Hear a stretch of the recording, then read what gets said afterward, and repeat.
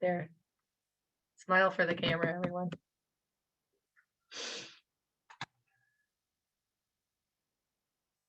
Diana, thanks for helping. No problem. That would have been, yeah, I don't know. Yeah, we're not doing it virtually again, I hope. No. So I wonder, is there just a way to like throw people back into the same rooms or anything if they wanted to? It's so bad. You wanted They've to all been leave given- time at the end. I suppose people could go back. That's we an need, idea. We need to stay on time. It's 7:02. Okay, well, they're closing in 45 seconds. Okay. Closing right. Grid 5 is back. The breakout room for Grid 5, excuse us. Okay. Did you guys have a pretty decent turnout? 9, Josh? Did it get to 9? I believe so. I think it was 9 at the peak. Oh, So, that's good. Yeah, it was a good turnout. Good. Did you guys have time to chat? yeah. Okay. Sure did. 2 Grid 5 candidates, both were able to do a 1 to 2 minute kind of overview, and then we had one great question. So Okay, great. I think everybody's going to get kicked out. Oh, 9 seconds, and then Michelle can take it away. Oops, do that. Hello, everyone.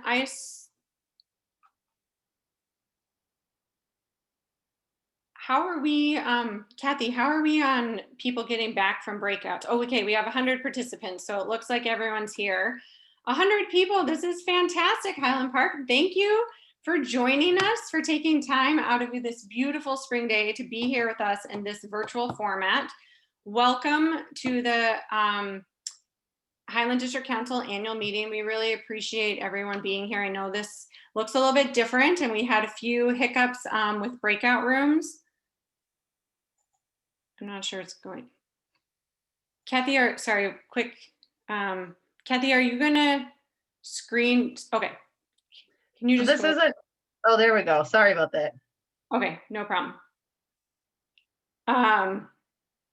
So we have planned, one quick order of business. Hopefully everybody had a chance to get to their breakout room. I know that was a little challenging. It doesn't sort itself out the same way going to physical space does. When you have 100 people, it takes a little bit of time. If you have questions during this meeting, please put them in the chat and we'll try to address them.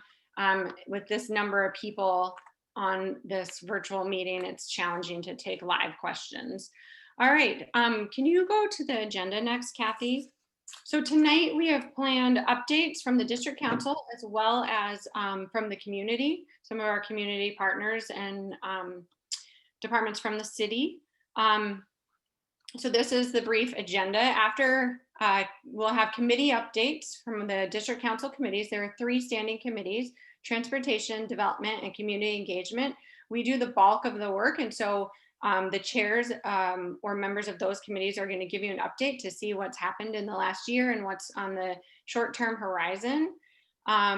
We do have one order of business. We have several bylaw amendments that have been recommended by the board, so I will review those in brief tonight. We'll have, we're fortunate to have both council member Chris Tolbert and Ramsey County Commissioner Rafael Ortega here tonight. So we'll hear from them. Then we'll have introduction of the at-large candidates. Kevin Gallatin will moderate that for us. And we'll close the meeting with updates from Highland Bridge. Ryan Companies created a video to share tonight, as did St. Paul Parks and Recreation. They'll give us a nice overview of the parks in our neighborhood. And then Patty Lammers is here for a live question and answer session on crime and safety from the St. Paul Police Department's crime safety or crime and safety unit. All right. So the first thing actually is I have a little video that recaps what we've done over the year. So I'm going to ask Kathy to stop sharing and I'm going to play that for us.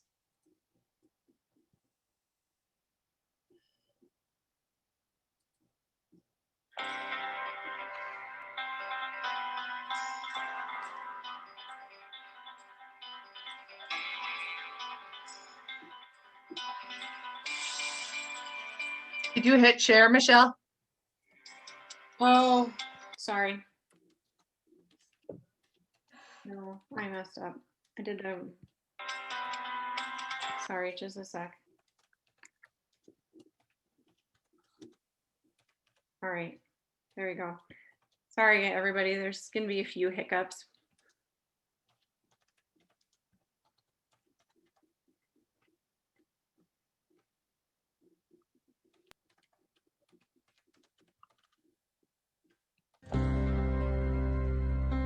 There we go.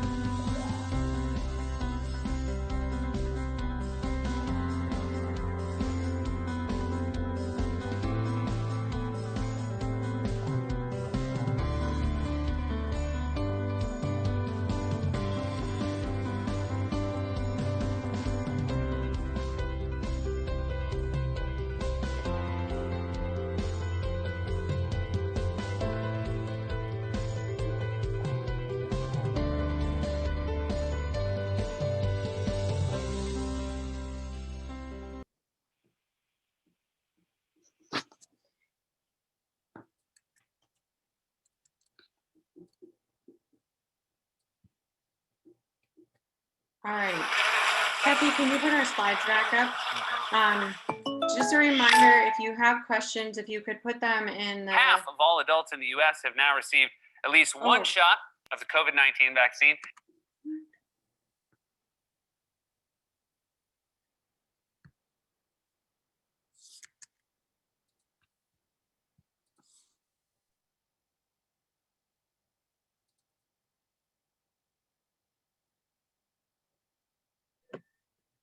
Michelle, you're, okay. I know, sorry.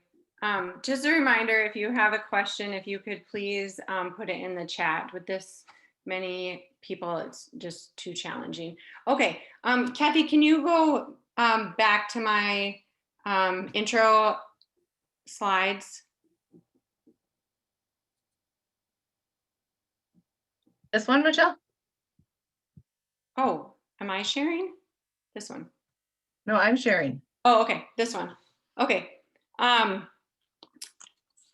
Like for many of you, it was a unique year for us at the district council, but I I'm proud of the work that we were able to do, and we were really able to get the community together still in these virtual formats.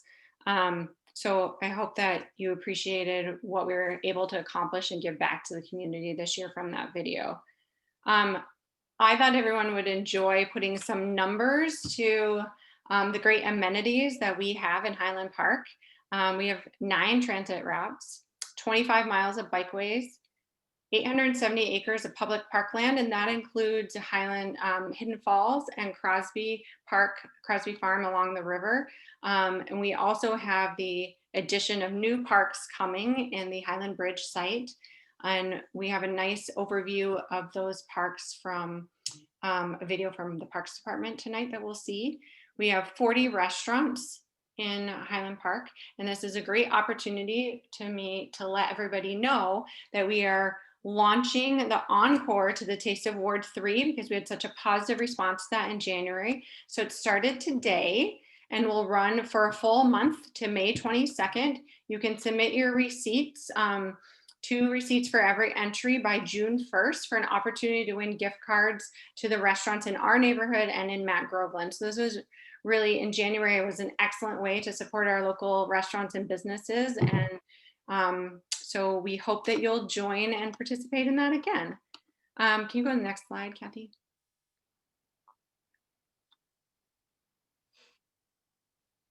Kathy, can you go to the next slide?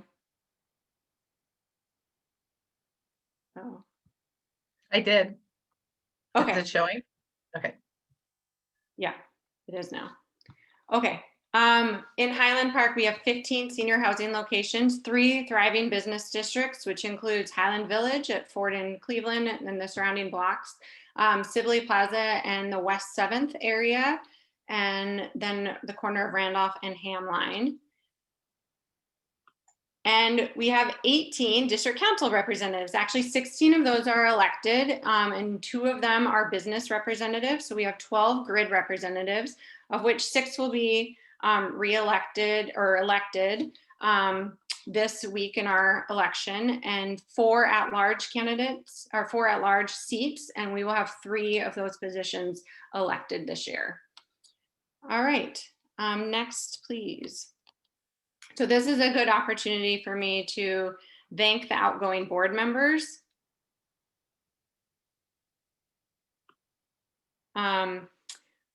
It takes dedication and a desire to really work towards making Highland Park the best it can be and to give back to your community. So I feel that it's important to publicly acknowledge everyone, the effort of each of these individuals, whether they have served from 1 year or to 7 years on the board. So I'd like to thank Peter Butler, Lynn Varco, Paul Langenfeld, Jim Winter, Howard Miller, Nate Hurst, Sally Bauer, and Kevin Gallatin. Thank you all from myself, the board, and the community for your years of community service and your involvement. All right, and with that, we are ready to go on to committee updates. So I believe transportation is going to go first with a committee update from transportation. All right, coming right up here.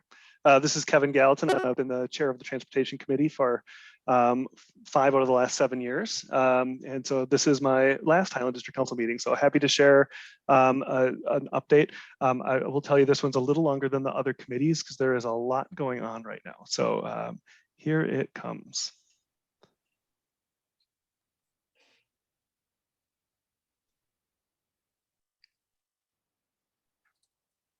In 2020, phase 1 of the Shepherd Griggs reconstruction was completed on the streets shown here in dark black.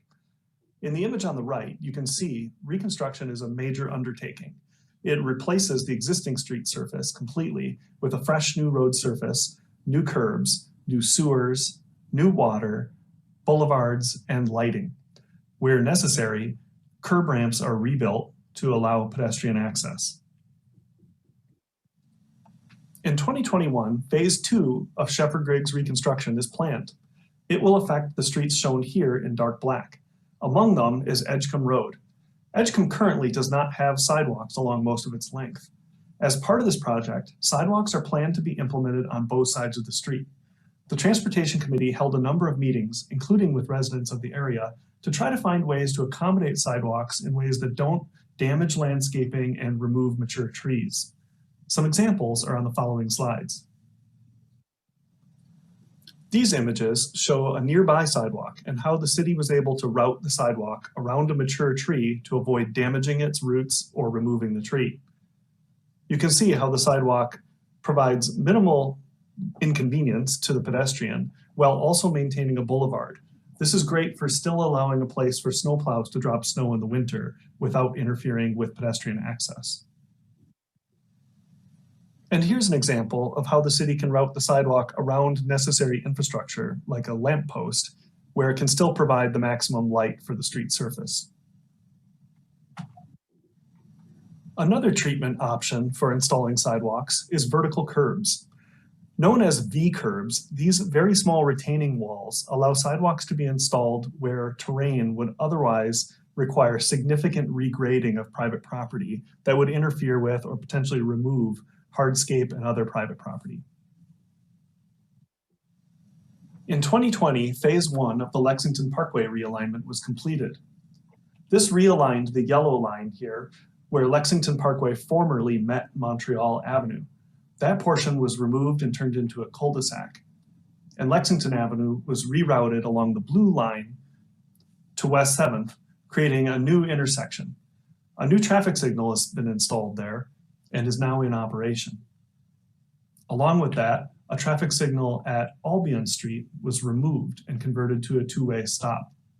To facilitate movement at that intersection for customers of Highland Nursery and other businesses, the city and county purchased back a portion of the formerly vacated Adrian Street and reopened it to allow cars to turn right onto Adrian and Lexington and use the benefit of the traffic light there, instead of trying to turn left without a traffic signal at Albion Street. You can see the timeline for the next phase of this project on the right. The dark red Elway Street portion is planned to extend Lexington Parkway all the way to Shepherd Road in 2022. Planning for that project is underway now, and we'll cover how you can weigh in on that project on the next slide. Phase 2 will extend Lexington Parkway across this grass lot and down the right-of-way of what is currently Elway Street. In the bottom left image, you can see that Elway Street's condition is quite poor, with many broken concrete joints. There's a sidewalk trail on one side of the street currently that's made of asphalt and is pretty badly broken. The county is planning to reduce this 4-lane road to 2 lanes.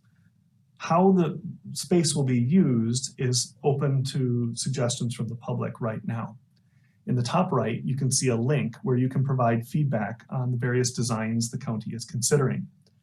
The new road surface could include bike lanes, pedestrian trails on either both sides or one side, and you can offer your input at that link.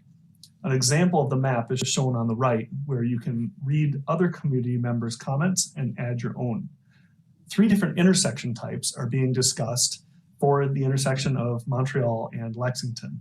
Those include a 4-way stop, a full-size roundabout, or a mini roundabout. You're welcome to weigh in on all of those different options at that link. Major construction is underway at the Highland Bridge redevelopment this year. Streets shown on the map here in pink will be constructed and open to the public in 2021, including Mount Curve, Cretin, and Montreal Avenue. As part of that, starting right about now, Mount Curve and Cretin Avenue intersections with Ford Parkway will be completely rebuilt. New traffic signals will be installed and other adjustments made to the intersection to accommodate new traffic flows.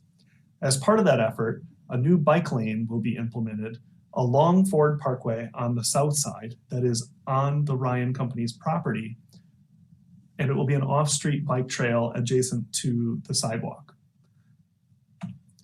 At Cleveland Avenue and Montreal Avenue, the intersection will also be rebuilt, but this will be a 4-way stop condition. Looking forward to having traffic flow through the Ford site for the first time in history by the end of this year. In 2021, a 90-foot-long tunnel will be constructed under Mississippi River Boulevard. This tunnel will carry Hidden Creek as well as a 12-foot-wide bike pedestrian trail. This will connect the Highland Bridge redevelopment to Hidden Falls Regional Park. When this tunnel is constructed, it will require the temporary complete closure of Mississippi River Boulevard. So watch for details. In 2021, Hamlin Avenue will be resurfaced from Randolph to Highland Parkway. Hamlin is on the city's 2015 bike plan to receive bike lanes during its next resurfacing. With that, bike lanes will be implemented on both sides of the street. Parking will be maintained on the west side, that is the Cretin-Derham Hall side. On the east side, all parking will be removed south of Juneau. North of Juneau, parking will be maintained for the commercial district in the area. On the right side of the image is a bump out, a sample image from Cleveland Avenue. A similar bump out will be installed roughly from the perspective the left image is shot from. This will be on Hartford Avenue and will allow students in the area to reach home and school safely. St. Paul Avenue will be resurfaced between 2021 and 2022. This is a joint project split between the city and the county. This route is on the city's bike plan. So on the image on the right, you can see the configuration that's planned. Currently, St. Paul Avenue on both stretches is 4 lanes with 2 in each direction. It will be reduced to 2 lanes, 1 in each direction. The extra space will be used to reallocate to a buffered zone painted out 3 feet wide and 7-foot bike lanes in each direction. Parking will not be affected in either segment. The city project will happen towards the end of this year, and the county project is planned for 2022. Speaking of future projects, projects on the 5-year capital plan can shift timing based on need and available funding. You can see what projects are coming up at the link shown here. A sample image is shown on the right.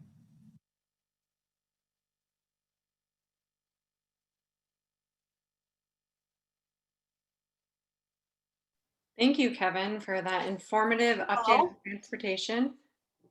Thank you. If that was not enough information for everybody, there is a longer version of that video with more projects Madam that are Chair. in the future that will be on our website. So check it out. We are going to jump to move right along to community development. Please. I think Georgia was trying to say something to you, Michelle. Oh, Georgia. okay. I'm not really, in the interest of time, it's really challenging for 100 people to have an open discussion. Oh, okay. Because she doesn't have access to chat on her. She can't. Oh, okay. So I can help with technical difficulty. So at the bottom, you should be able to see the chat. I mean, She put something in she already entered something in the chat, so I think. Yeah, Thank you. Yeah, and then, yeah, she's having problems. Okay. All Okay. right. I'll try to help her. All right, and thank you to Kevin for chairing transportation for the last several years. He has a wealth of knowledge that is leaving this really after this meeting. So we will need more people, more community members for transportation if you are interested. Thank you, Kevin. All right, do we have the video for community development ready? Diana? This is Tim Moorhead. I believe Josh is going to show it. I Okay, can all right. give that a shot here. Yeah. Let me Thank let me you. see if I Thank can you, get Josh. that. Thanks Yeah. everyone for bearing with us. It's a little challenging to streamline presentations and videos that we pre-recorded. All right. So I've got this playing. Hopefully the sound comes in. Good evening. My name is Tim Moorhead. I am not. I seeing am any the sound. chair Is anybody- of the Highland District Council's Community Development Committee, the CDC. This committee reviews many different developments within the area of Highland.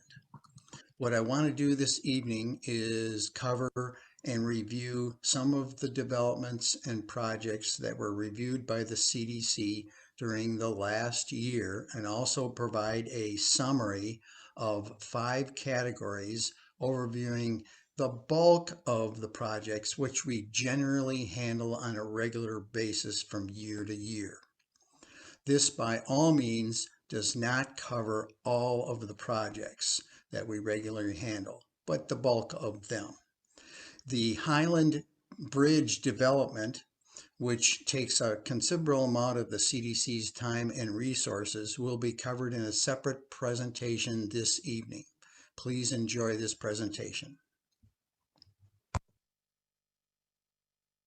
As you can see on this slide, I'm going to cover business developments, residential construction variances and lot splits, multifamily developments, land use optimization and zoning, and public land use from a community development standpoint.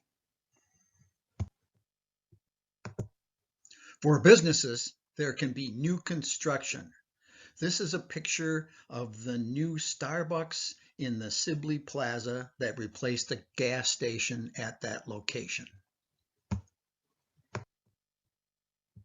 Existing businesses can request changes to their operation and/or licenses. These pictures represent a request for a sidewalk dining proposal and a liquor license change. There is much activity in the residential arena. A considerable part of the new residential construction is in the area of removing smaller homes and replacing them with larger homes. This is an example of just one project. The challenge with a project of this type is to match the style of the neighborhood. Some residential projects, both new and additions, could require variances due to the unique property and unique design characteristics. This is an example of a new home designed for a very unique strip of vacant land in Highland. Several variances were requested to allow this building to fit on this unique lot. The home went through 3 redesigns. Vacant land in Highland is very hard to find. Residential lot splits are another area of development in Highland. Large lots are being subdivided to increase new home construction. This is just one example of a lot split. As with other new construction and variances, the key is to match the style of the housing in the neighborhood and to be a positive impact on the neighbors. Multifamily development seems to be everywhere in Highland. There is a need for senior living, affordable housing, and housing for special situations. This is one example of a vacant school land being redeveloped to meet senior housing demand. The demand for more multifamily housing is taking some properties under an existing use and repurposing that property to meet multifamily demand. This is an example of a gas station that is being redesigned for multifamily use. This project is still in the early design stage. Land utilization has changed over the years as society changes. So some land is considered for changes to maximize usage. This can require zoning changes and some other requirements. This is an example of the Sisters of Carondelet proposing to use an underutilized building to help transition homeless people. Sometimes land gets to be used differently for the public as social needs change. So this is an example of a water storage facility not being used by the St. Paul Water Department being converted into open spaces for public use.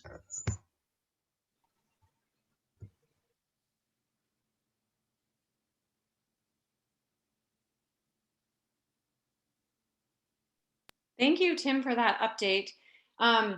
What is hard to tell from that is that what Tim covered just scratches the surface. Development is typically our busiest committee, and they have a lot of requests each month. So they always have very packed, lively meetings.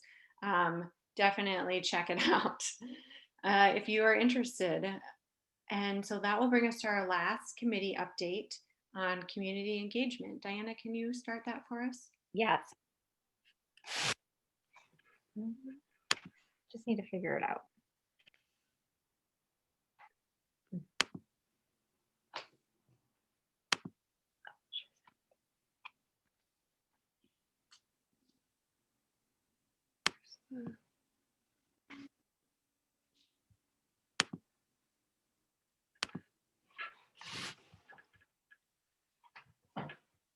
Okay.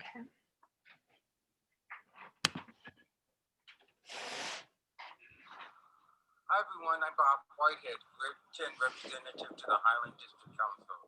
We're standing down in Zeppelin Plaza to show you some of the great things we as Highland District Council have been doing and then accomplishing. Here we have Starbucks, just recently opened up a couple months ago, which one of the things about this Starbucks is unique and different because it has a drive-thru. You can go in and sit down and relax, you can dine in out on their patio, but also you can drive right through to get your beverage. Over here to the right side of me, we have Aldi, great grocery store, and we have Planet Fitness. We want you to come down to West 7th Street, the gateway to St. Paul, to enjoy yourself. But also I want to speak to you about not just attending our annual meeting once a year, but to engage with us. You can do it by email, you can attend our board meetings, and you can come to our events. Our events are open to everyone, and that includes you. We want you and your family and friends to join us at our next event. Thank you so much. Enjoy the meeting.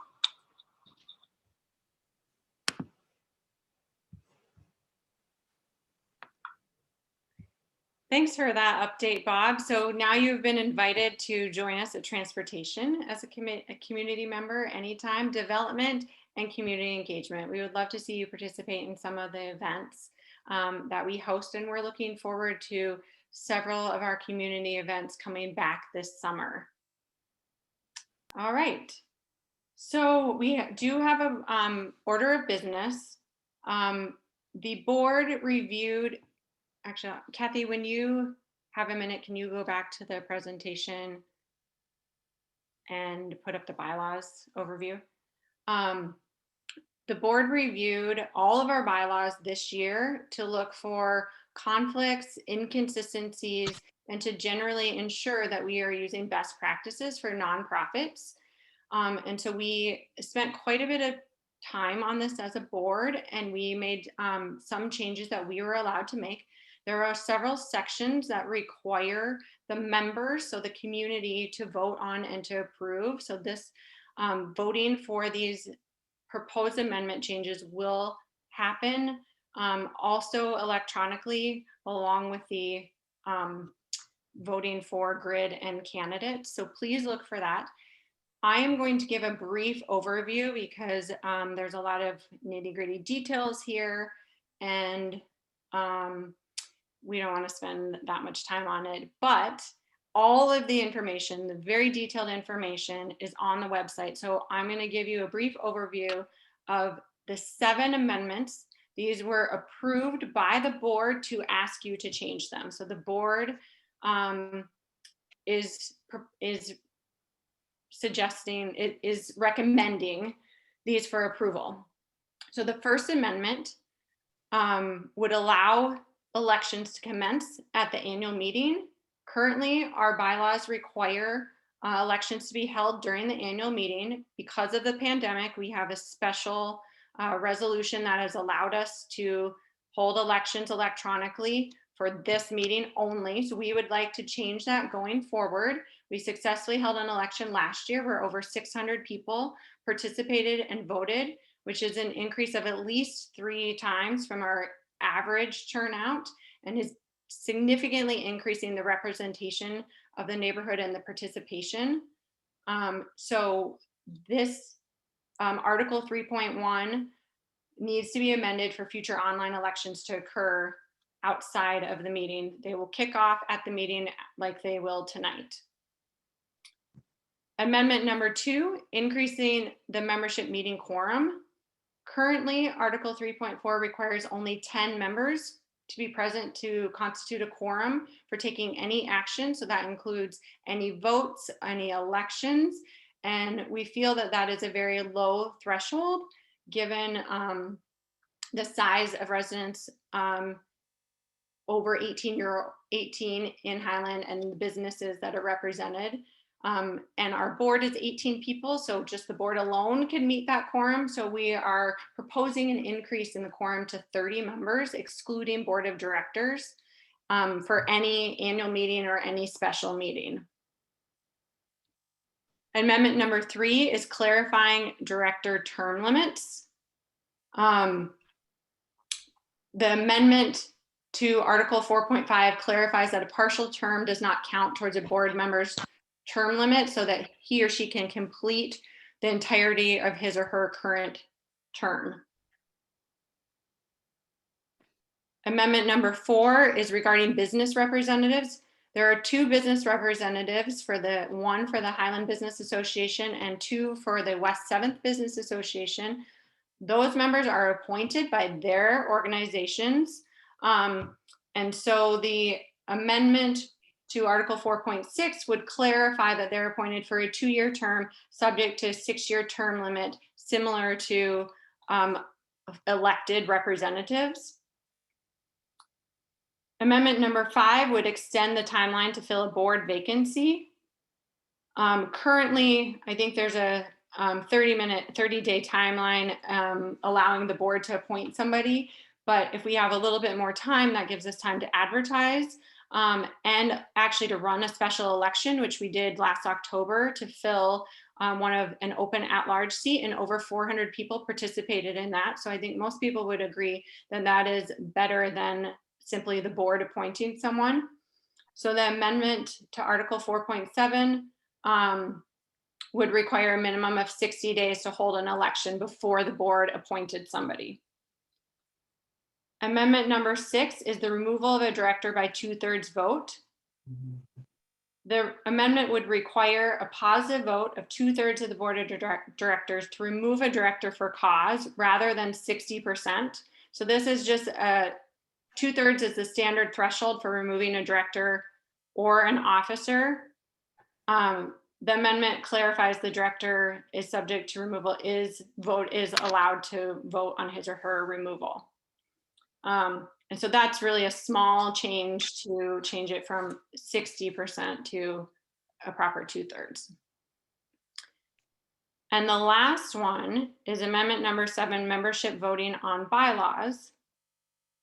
Article 9 amendment serves several purposes. 1, it would allow members to vote on bylaw amendments through online or mail-in ballot. Article 9 currently restricts bylaw votes to membership meetings only, such as this one. Again, the board has passed a resolution allowing for special conditions for the meeting, the election vote, and the bylaw vote because of the pandemic, because it's not practical to do this in person. 2, Article 9 amendment would define the threshold for approval as 2/3 of members voting on the amendment. So 2/3 of the people who vote. And number 3, it would explicitly state which bylaw sections only members can amend. So right now there's some language that says if it includes this, it would very streamline that. And last, it would allow all amendments to bylaws to take effect upon board of directors approval.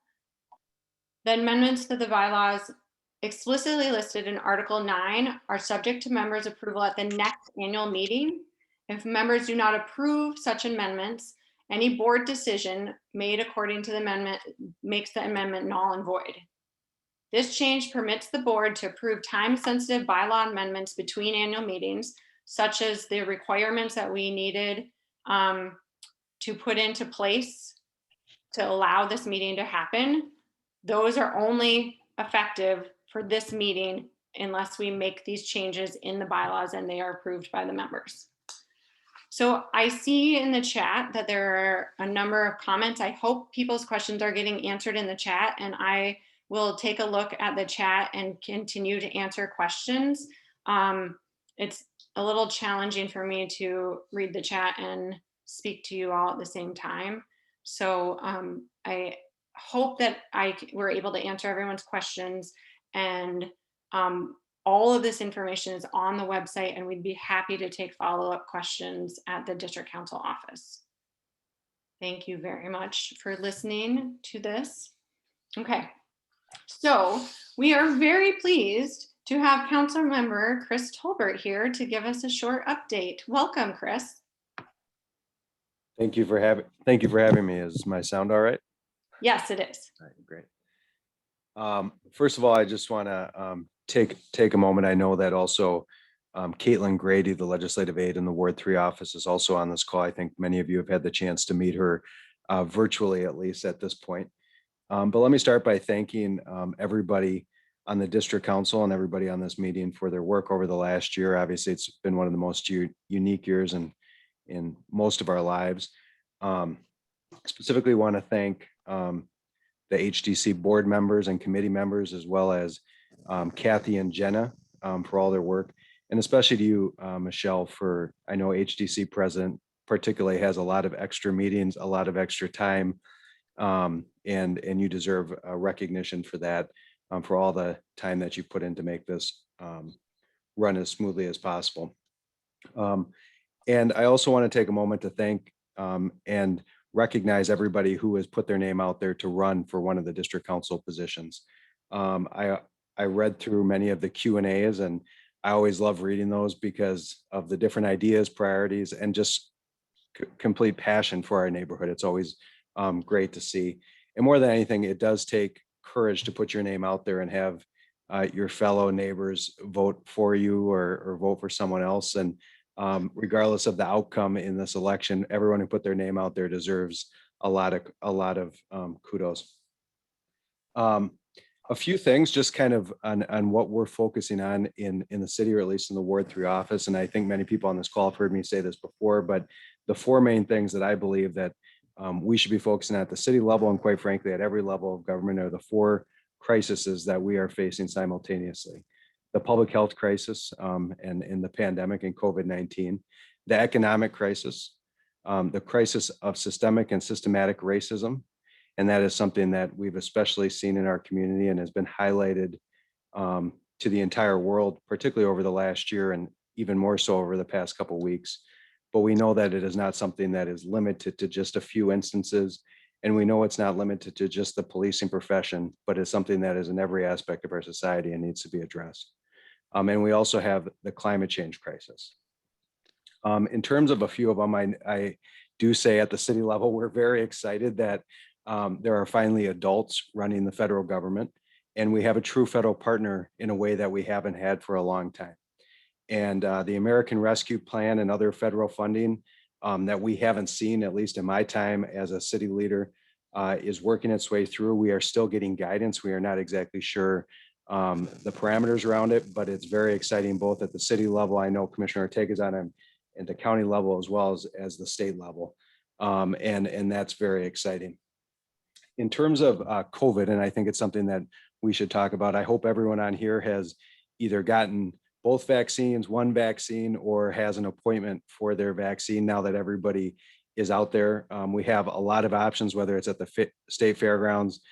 Based on what I've seen on my friends on Facebook, a lot have gone to the St. Paul Corner Drug. But please get out there and get vaccinated. The Minnesota Vaccine Connector has a lot of that great information. And one request I've made to every group that I've been out to is reach out to people in your circle and reach out to your neighbors, especially your more senior neighbors, and see if they need help connecting with vaccine appointments. I have reached out to a few friends, and I've been surprised that people I would assume easily are navigating the system have had a little trouble. And I know some people are more computer literate than others. And so reach out to those people. Every person counts, and we got to get vaccines in the arms. That's the most important thing we can do over the next month and year. A few highlights, and I know that Highland Bridge and Ryan Company is on, but Highland Bridge is moving forward and literally getting off the ground. We can all see Lunds front and center, and that's particularly exciting. But we also have housing projects getting off the ground, particularly 2 weeks ago at the council, we set up the districts to start the first couple of affordable housing projects, including hundreds of units at 30% area median income, which is the hardest affordable housing to build, and that's particularly exciting. On top of that, we have market rate housing, townhomes, other things being built and plans being, and senior housing being built. Yesterday at the city council, we passed the resolution naming the 4 parks that will be on the Ford site: Gateway Park, Assembly Union Park, Unchimaka Park, and Micha Park. And I know we had a design meeting set for Tuesday of all the parks, and Michelle served on that committee representing the district council. But that we postponed that because of the events on Tuesday, and that will be rescheduled soon. So watch for it. Also, and Kevin's presentation, I think, had the pictures for it. I wish I had a fancy presentation with pictures, but the Hidden Falls connection, the water feature that will connect the water feature to Hidden Falls, to me is the biggest game changer in the entire thing. And one of the things that I'm personally most excited about the Highland Bridge site, it's an above the bluff connection. It daylights the stream and will connect the neighborhood and the site to miles and miles of riverfront parkland at both Hidden Falls and Crosby Park. And it's just absolutely exciting. One other thing regarding Highland Bridge that I just want to note, we are currently underway of Highland Bridge Artist Selection Committee via the Public Art St. Paul are accepting applications to help pick the artists for the art component to Highland Bridge. Spread it out to your neighbors, apply if you're an artist or anyone else, but thank you for all that and apply. And before I wrap up, I'll say one park cleanup this weekend. It is Earth Day, so you can do it any day, but there's an organized park cleanup on Saturday. Sign up and help keep our parks clean, get the winter trash out of there. And lastly, and I'll say it again, please help get your neighbors vaccinated. But thank you all for everything that you guys have done. And I look forward to continue to work with you. Always feel free to reach out to my office if we can help in any way possible. But have a good meeting. Thanks so much, Chris. Thanks for your time and your comments, giving us an update. We really appreciate you being here and our ongoing interactions with you. Due to time, we aren't going to take questions for Councilmember Tolbert. And I apologize, we are running behind schedule. We kind of packed the hour, but we feel like we had good updates for everybody, and we're almost getting to that large candidates. So with that, I'd like to introduce Ramsey County Commissioner Rafael Ortega. Thank you for joining us tonight. Thank you, Michelle. And thank you to Kathy also, who I work very closely with. It's great to be here and have such great participation. You guys are doing a fantastic job. 100 folks. I just had some text messages, folks telling me they couldn't get in. So that means you've really gotten community engagement going big time. I just want to say thank you for the partnership that we've had with my office. We've worked on various projects. One that Kevin exhibited was the Lexington project, the Lexington Avenue project. We're going into the second phase now, and I was at several community meetings, and the participation was great and great ideas as we try to connect the neighborhood more and more to the river. I also want to say kudos to the Highland community for this past winter. We had some 400 people that we needed to house very quickly, families, as the cold came in. And the St. Kate's and the Highland community, the community meeting, I was completely blown away. You folks just came forward, and we were in a pinch. We were looking to find solutions for these families, and you saved us. And I want to say thank you for that. The big project we're working, and Chris works, and I work hand in hand. Chris works with me, however you want to put it, on the Riverview Corridor. And we're now into the second phase of engineering. That work has been going on for a couple of months now. We've had two PAC meetings, which is the committee that sort of oversees the project. And everything's going very well and moving forward. And we're going to have more community meetings for more input for you folks as we do station planning, as we talk about safety features for the transit way and other amenities. Also, in the middle of the summer, and Chris and I will be small number of folks. Chris and I will be leading a feasibility study to look at transit needs and opportunities, especially trying to connect the Riverview Corridor to the Blue Line and other destinations as we move forward. I really want to say again, thank you to Highland for really during this very difficult period of COVID, stepping up in terms of addressing the issues that we faced. For the county, I want to tell you we're moving into housing, affordable housing and other types of housing is a critical issue for us. And we're going to step up and take a bigger role. And we see a role as supporting our cities and our county because they're doing it's work that they've been doing for a long time. So we are really looking at and are going to be asking our communities in all of Ramsey County to authorize HR levy just strictly for housing. And we're hoping to use those resources to help cities develop more housing. And lastly, because I know we're short on time, I want to echo what Chris stated, vaccinating people is not the big issue.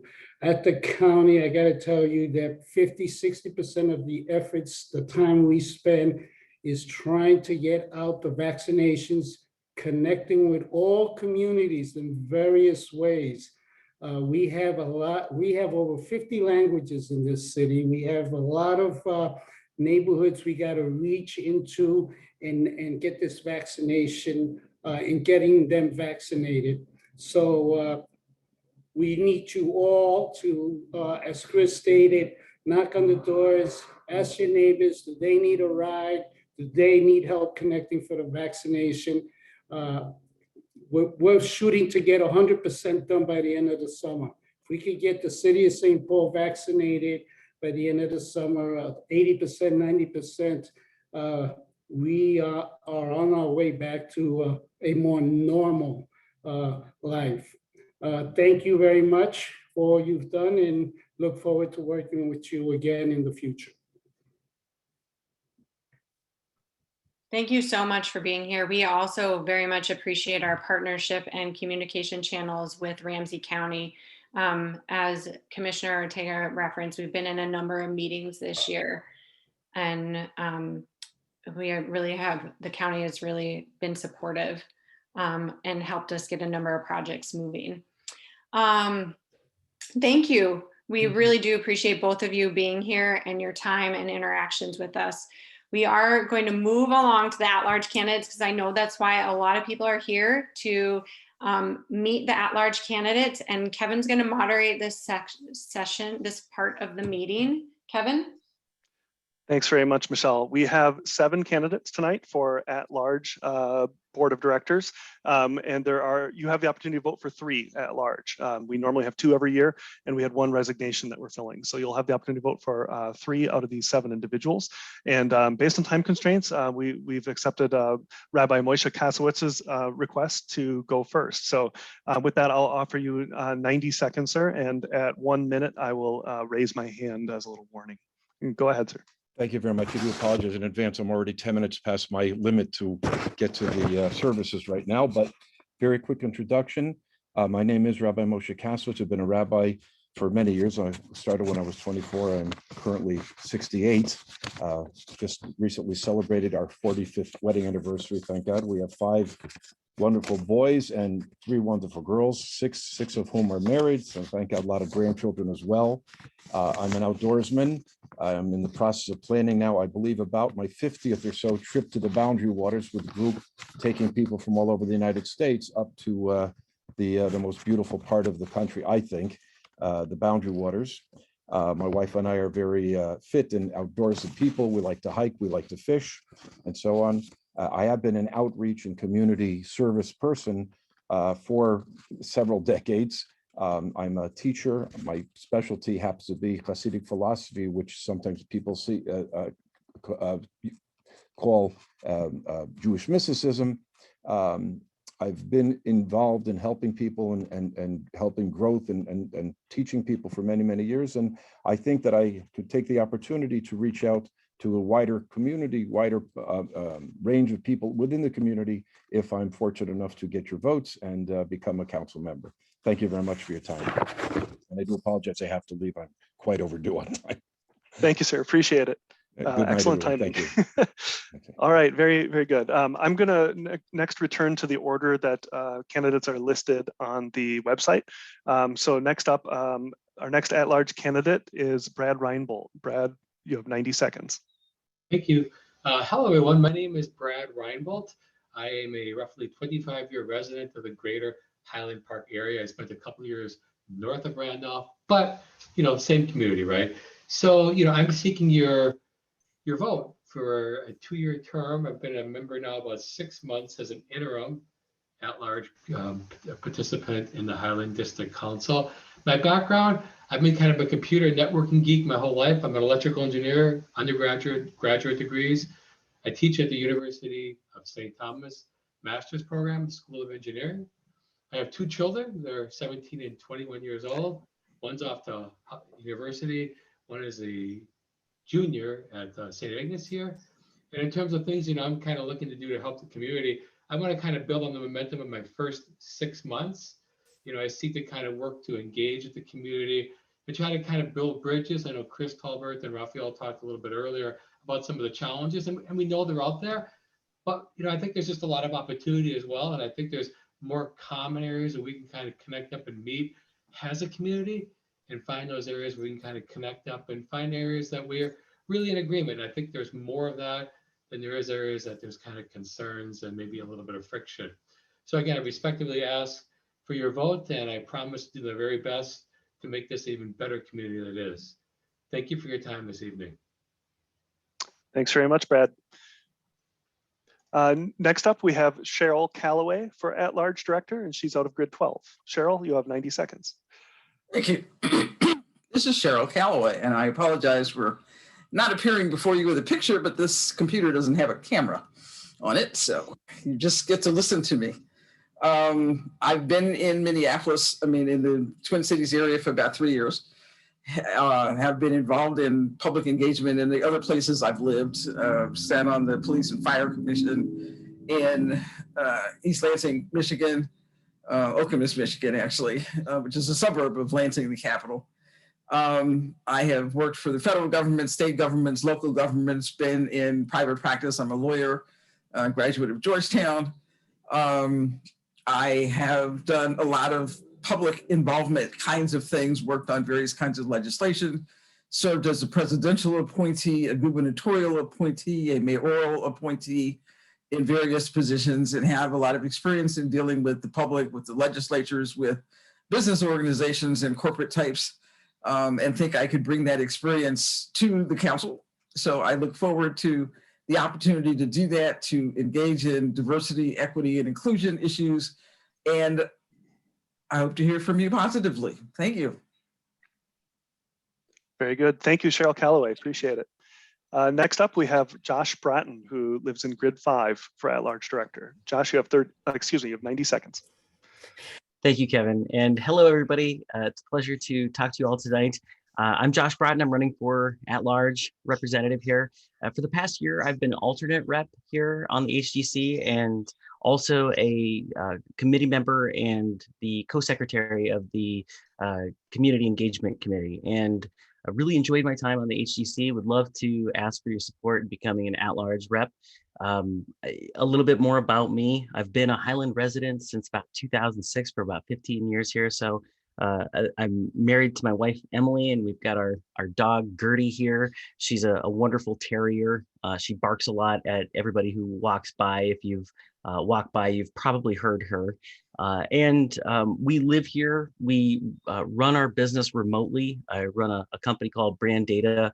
We have companies all over the world, ranging from 3M to Lime scooters. We're proud to serve them straight out of Highland Park area in St. Paul.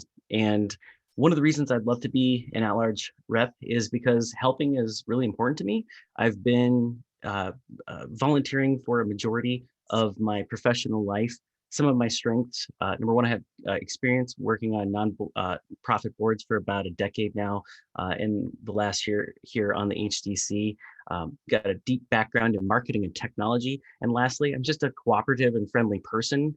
I don't care what political beliefs you have. I'm a friendly person. If you have concerns, you live here. That's important to me. And I would like to respect that and take your needs and represent them to the HDC. Thank you very much. Learn more about me at joshbratton.com. Thank you, Josh.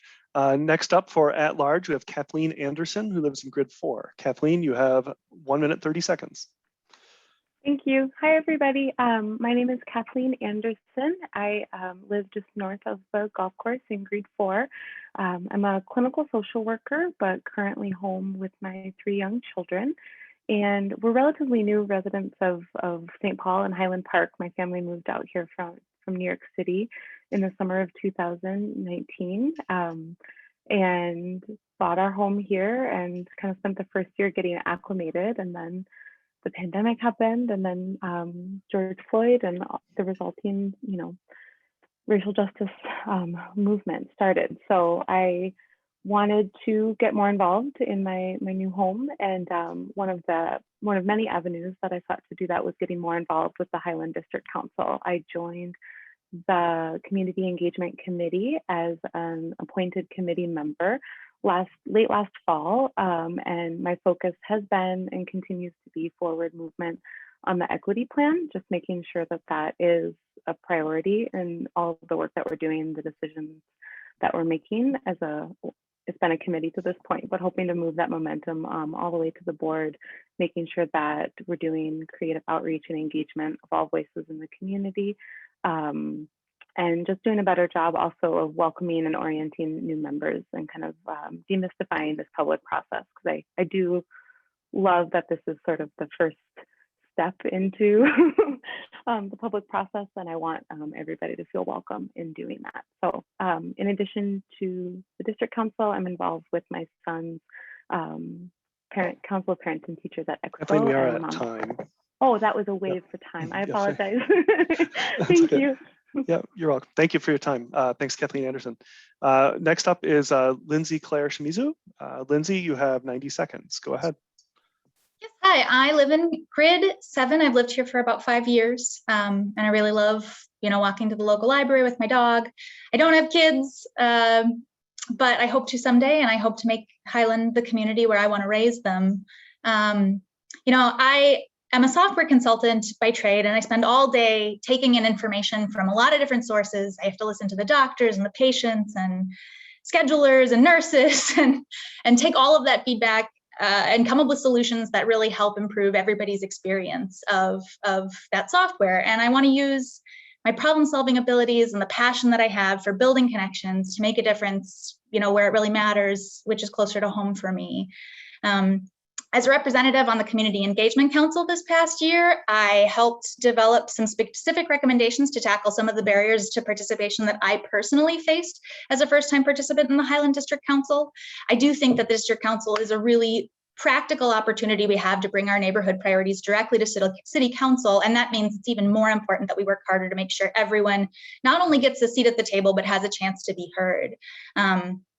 I know I struggled with the events of the past 5 years after Philandro Castile's death 5 years ago even. I tried a lot of different things to try to figure out what I can do, but I'm ready to dive in and start doing some of that myself, and I think this is a great opportunity. I can honestly say I don't have all the answers, but I'm willing to listen and learn and really help advocate for solutions that make the community stronger and better for both our current and future members. So thanks. Thank you, Lindsay Shimizu. Appreciate it. And then let's see, we heard from Rabbi. So next up is Terry Fischel out of Grid 9. Terry, you have 90 seconds. And would you mind saying your last name? I hope I got that right. It's official. You did just Okay. fine. Bud. Thank you. I'm going to be very brief because we all answered questions. They're on the website. My background is I recently retired last summer from after working 40 years as an academic librarian. The last 35 years I worked at McAllister College Library. I feel that what I would bring is the fact that I've lived in Highland for the past 30 years. I've lived, worked, played in Highland. My volunteer experience, in addition to what I do with my church and other places, Eastside Freedom Library, I put in some time there each week. And I have volunteered at the St. Paul Bike Classic every year for the past few years. Last year was the exception since it wasn't held. I listen, I try to be inclusive, and I would like to be able to represent all the different viewpoints because we have a very diverse population here in the Highland area. And I think it's important. I'm not opposed to change, but as we develop, I want to make sure that all voices are heard and that everyone feels that they are being listened to. Thank you, and I appreciate your time tonight. Thank you so much, Terry. Appreciate it. All right, so we've heard from all 7 of our candidates for at large. So you'll have the opportunity. I know the voting links have gone out now. You'll have the opportunity to vote for 3 of the 7. And then for all candidates tonight, if you are not successful in your campaign, there's more opportunities to join the HDC.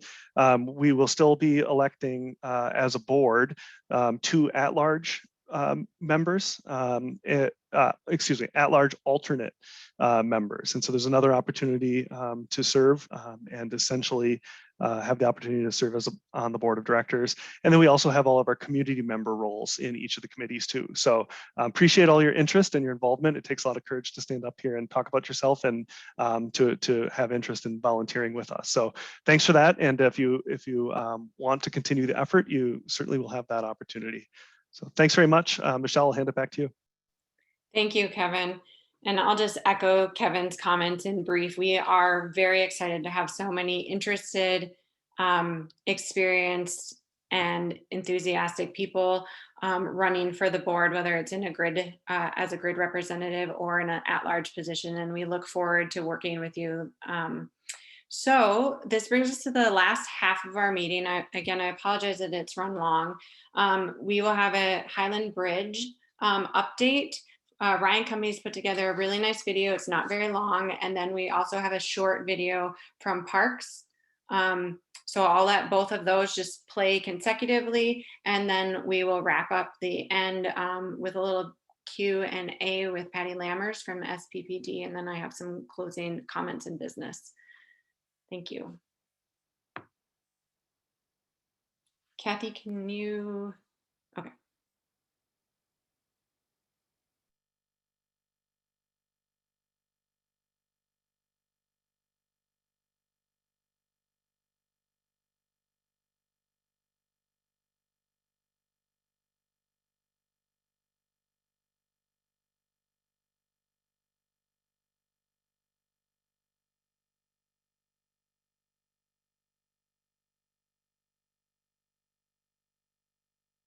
Just hang on a second. While 2020 was a big year for Highland Bridge, of course, the kickoff of construction on the infrastructure and the laying of groundwork for the rest of the development.